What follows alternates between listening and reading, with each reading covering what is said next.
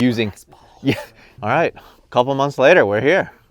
Yeah, this is exciting. I don't believe in the history of this vehicle it's been on a dyno or a four-wheel drive roller dyno if they were even around 25 years ago. So this is a good step. The plan is to be at Willow Springs tomorrow for a shakedown. We've gone through kind of the functionality of everything and we've fired it, and now we're transferring it over to a VP fuel, a standard fuel that a lot of teams use, C16, because what was the mixture it used to run on? It was a combination of a toluene and isooctane, and some of those chemicals we can't get now, and so this seemed to be the course that we're headed down. But now I think the motor needs to be mapped to suit that fuel. Last time I saw this, all four wheels were flat. It was covered in a thick layer of dust like this, and you and your team have gone through it. And so what have you done to get it to this point now? There's several lines, obviously important oil lines and so forth that needed to be replaced just because of age and sitting.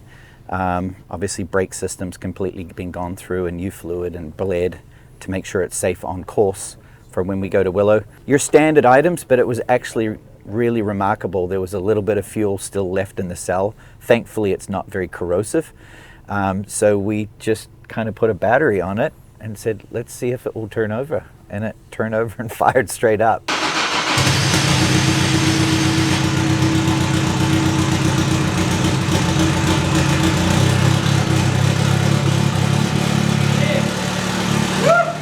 It was pretty cool to hear it and see it. Cooling systems have gone through now, and really it's just at a point for today to understand what the mapping is in there, make sure it's safe, again, as Dad said, on the fuel that we're running, and then have some sort of baseline to whereas when we go back to the mountain, because when the car finished its history on the mountain, it went to Goodwood, which is at sea level. So now we have to have some sort of baseline to be able to go up there and make it revert back to a mountain tune. So that's what today's about. For Goodwood, did it run on all the old fuel and all the old? It did. Okay. It ran on all that old setup. The CCU that's in the car here now never ran at the mountain.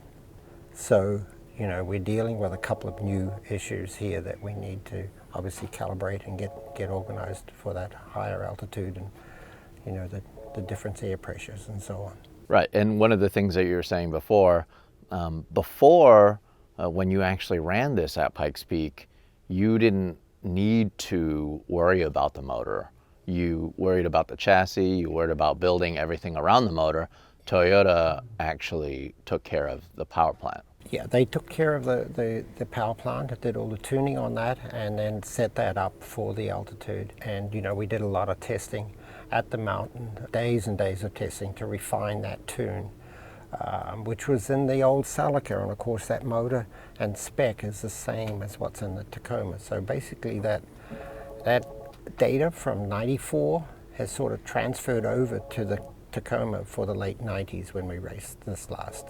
Restoring this, I'm sure there was a lot of challenges in terms of like getting old parts, or even parts now that are just rare because it's just hard to get race car things. You're so right in saying that. You even go through to some parts that we're even a little nervous to touch because you can't get certain seals or O-rings or bits and pieces. So once we have a little bit more time, this was kind of a critical point today on our schedule with everything that I'm doing as well. I was at the mountain last weekend. I go back there in 2 days for my own program. So we've got it in a safe place. We just want to make sure that functions all, and then there'll be actually additional prep that'll happen after tomorrow's run. And is this something that this is the first time you guys are pretty much kind of taking care of the motor program? Because Toyota, obviously they're not involved at all. You guys are taking it upon yourself to do all this stuff. Yeah, I would think you're right in saying that, Larry, yeah. Yeah, it's, when the program ran, how many guys did you have? 20? Yeah, there was a lot of people working on this, and it was a serious effort in terms of all the testing and development. Not only the build of the car, which we did all in-house, but development of the car and all of that. There was a lot of very talented people that worked on this program.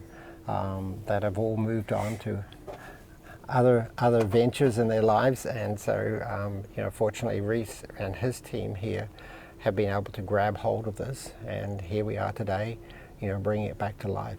Yeah, and I know, like, I think your engineer was saying that it was even a challenge just to get some spare tires, some like spark plugs, things like that, just that a normal race car should have spares of, especially going up Pikes Peak. Yeah, the tires were specific to the old GTP racing. That was actually a wet tire mold that was formulated in a different compound, but then you use those wet grooves as traction for the dirt. Now we're just running on a standard slick tire because none of those are available anymore.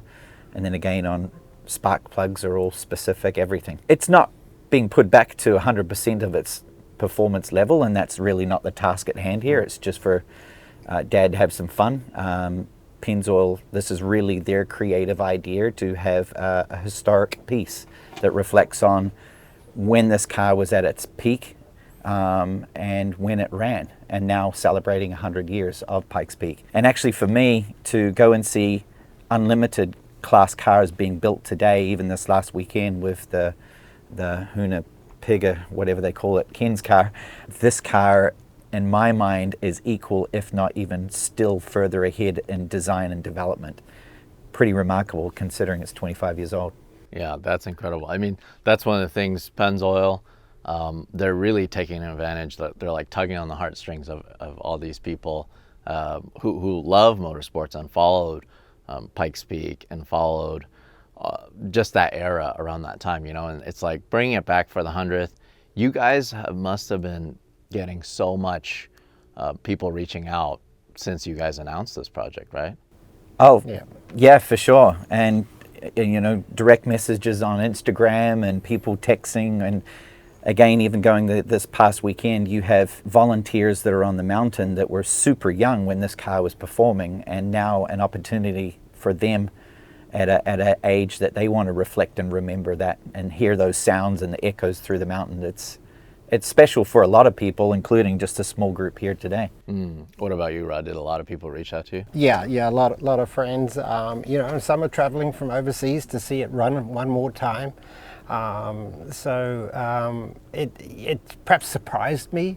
Perhaps I took it for granted that that we did this and it was fun and we had a lot of success, and it worked out and we moved on and did other things. And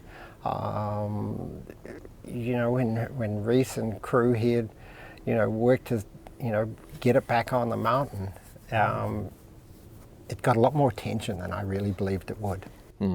Well, I'm excited because it'll be the first time I get to see it run up the mountain. The question is, what did it actually put down before, horsepower-wise, when it was at its peak? Well, it was estimated at sea level to be 1,100 horsepower. But of course, at the mountain, at the altitude, at the start line, the estimates there based on, I think the boost pressure that we were seeing was about 850 at the start line. And then of course, even that dropping by the time we got to the top. So maybe, I was told around 650. And in those days, of course, it was an all gravel road. So even those sort of horsepower levels, it was traction limited the whole time, in every gear. So you were constantly using partial throttle in the lower gears. Of course, the aerodynamic aids, and when BFG made us a special tire, based on that stock tire, it was special construction. We were able to run very low pressures and try to maximize the grip with the whole four-wheel drive system on that gravel road. So all those things were real challenges in its day. One of the things that we didn't talk about in the previous video is the fact that the chassis is actually crowned for the road, just so you can have a better like contact patch, I guess, to the road, right, for the aero. Exactly, whether it be the underwings, especially, those are shaped for what the road was in those days.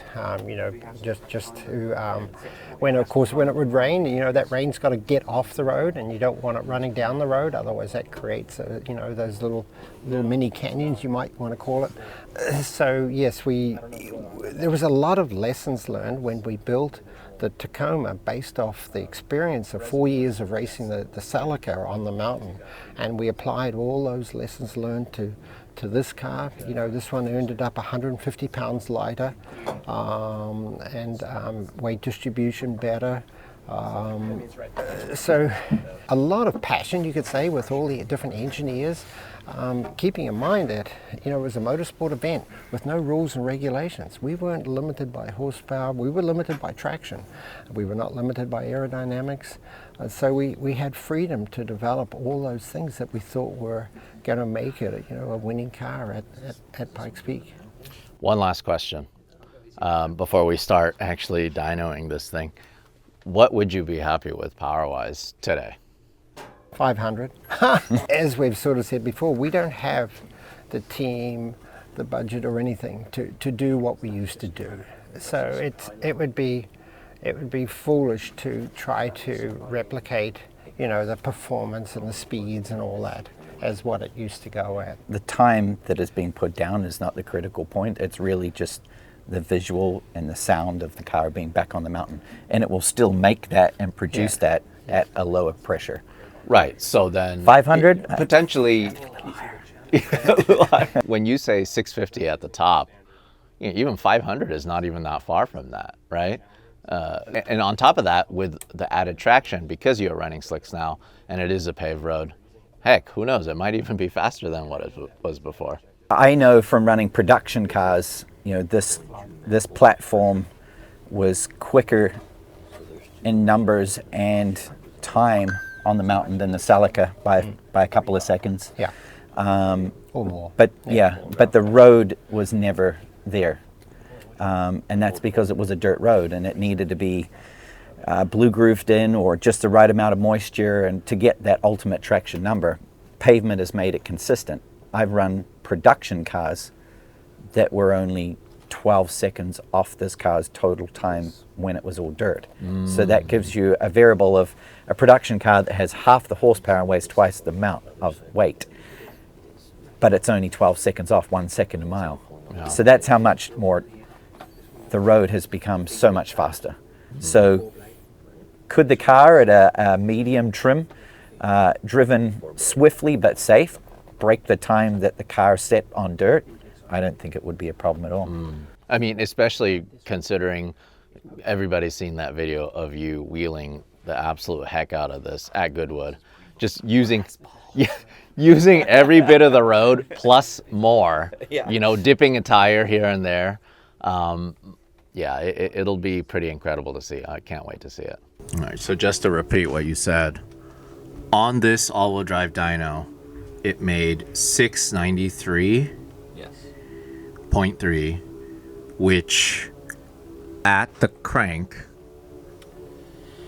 it's hard to say. I mean, with the drivetrain loss, you've got a bigger transmission, probably 30% more on top of that number. 30%, and on top of that, this is slipping. All four wheels And are it's slipping. slipping. Yeah, and the crazy thing is, it's the same power put down Yeah, to 50-50 and also side to side. Yeah, the hardest part with anything is transition in power. You basically, it's just like when you drive a car, it goes from nothing to all hell breaking loose. That's where it's hard to be something like on the dyno, because it's hard for the dyno to control 500 instantaneous horsepower. Right. 30. I see what you mean. So 30% drivetrain loss. But this is the interesting number that a lot of people potentially could relate to.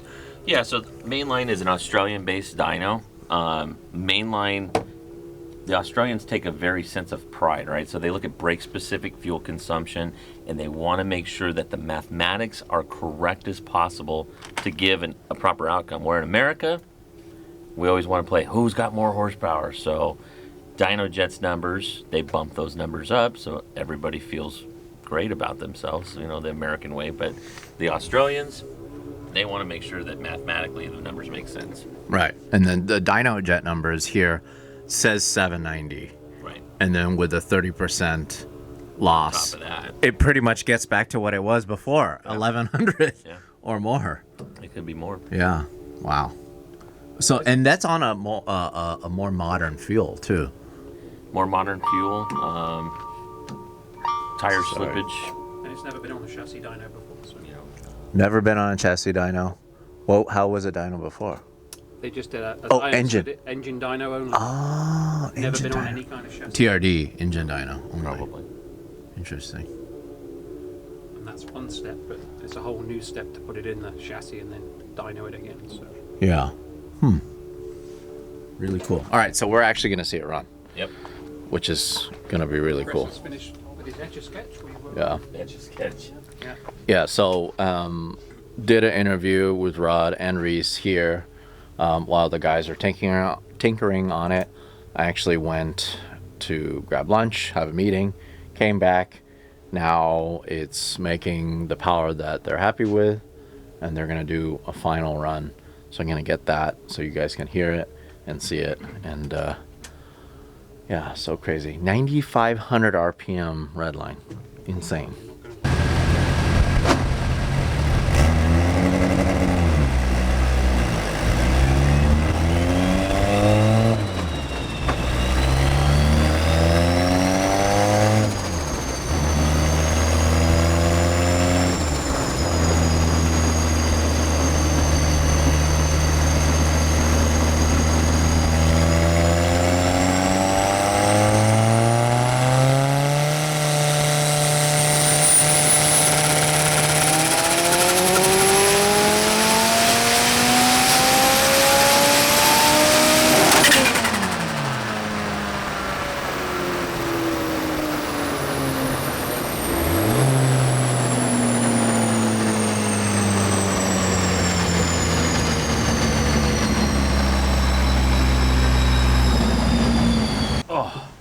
Good luck, I sir. sat in here for 3 hours.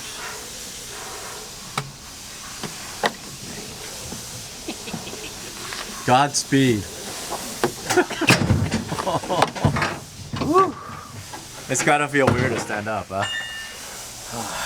That was pretty good. All right, so next time you see us, we'll be on the mountain.